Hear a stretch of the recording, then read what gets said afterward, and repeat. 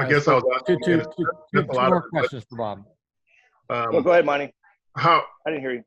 is there a way to sort of express how patient you can be at this stage? Well, I think what we have to find out is, and Steve and I talked, is not for any player in particular, but for our organization. We have to see how good we are.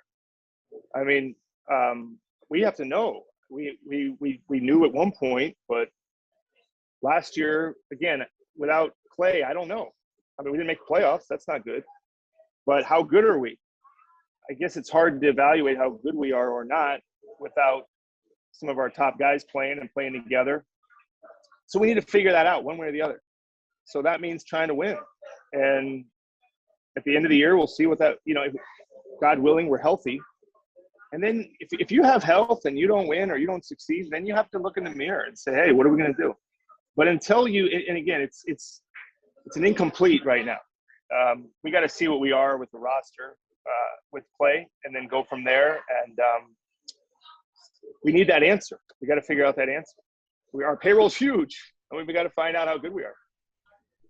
All right, let's go with one last one for Bob.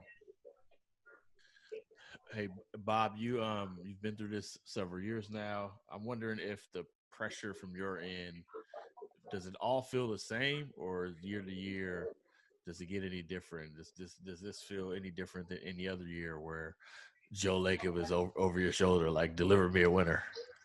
I don't think that's ever going to change.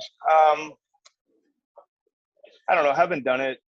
The first draft, it's scary. I mean, I got to be honest. You mentioned 2012. Never done it. Having 4 picks. Haven't done it now for, this will be, 9 or 10 years.